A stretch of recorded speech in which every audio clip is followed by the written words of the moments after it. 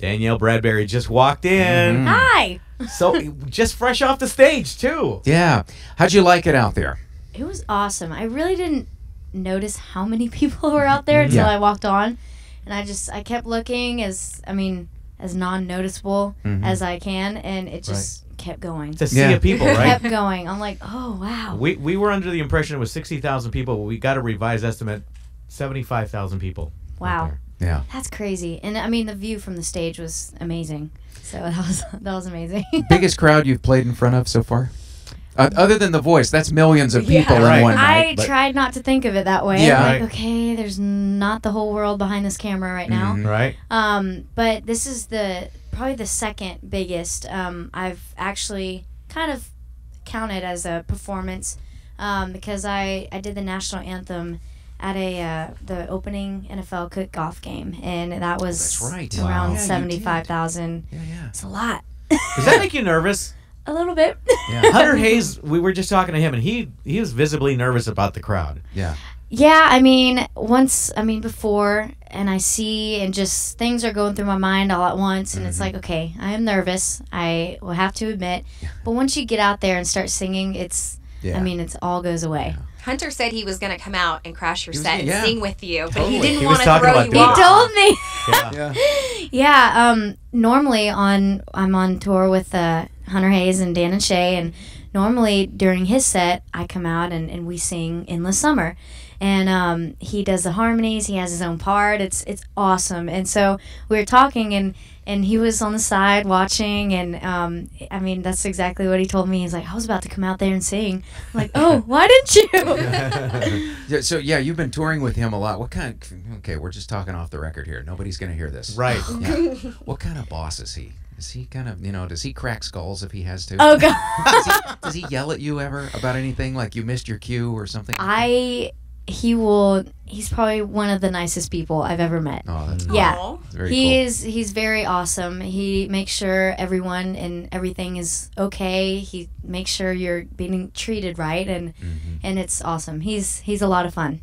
You feel like you're learning from watching guys like that. He's not that much older than you, but he's been at this so long. I learn something every night that I go watch him, and also Dan and Shay.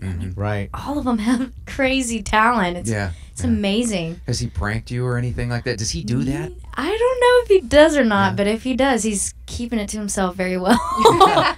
Dan and Shay seem like the ones that would prank you. Oh, you got that right. It was cool to watch your show a little bit earlier. I think it's more of what you showed us on The Voice. You seem to really appreciate a lot of the history of country music.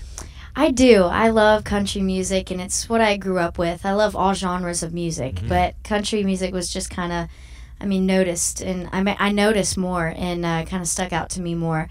And just everything about it. It's so much fun. Being on stage and seeing country fans are the best. So seeing them into it is a lot of fun. Did you see anything out there that was unusual in the sea of people? There's always something weird going on out there. I didn't really notice anything too weird, but they were all dressed their own way.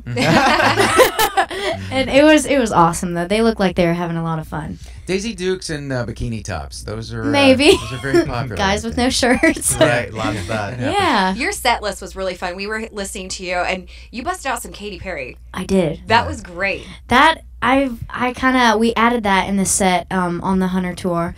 And I was kind of nervous about that one. It's Katy Perry. You have to sing it right. And, it's a lot of fun, though. That song just gets me pumped up. And I'm like, okay, I need to tone it back down. I'm sorry. But it's a lot of fun. Yeah. And I love the fact that you keep Born to Fly in your show. Do you all know the significance of Born to Fly? Correct me if I'm wrong. That was the song you played right before you found out you won, right? On The Voice? I did. Yeah. That was my last finale solo performance. Wow. Born to Fly, and that song and that performance had to put a lot of thought into it because that was your last one, make it or break it kind of thing. And me and Blake, we talked and we just thought that was the perfect one, and it did something. Yeah. I hope you keep that in your show for a long time because that just kind of, I don't know, it's going to remind people. Yeah. Yeah, it's special to me. Yeah. Has Sarah Evans ever talked to you about it? I met her a couple of times, and she noticed I sang a little bit stronger and Born to Fly on The Voice, and she always told me how great it was, and hearing that from her was not a bad thing. Cool. Yeah, she's amazing, and she's one of the artists I looked up to, so hearing that from her was amazing. Are you going to stay and watch anybody's show tonight, or do you have to leave? I am. Yeah. I've been here, of course, all day, and it's been beautiful. Yeah. Oh my gosh. Yeah. And I mean, I can't wait to watch the rest of the show, and it's going to be awesome. All right, Danielle Bradbery, great to see you again. Thank you. Good to see you too.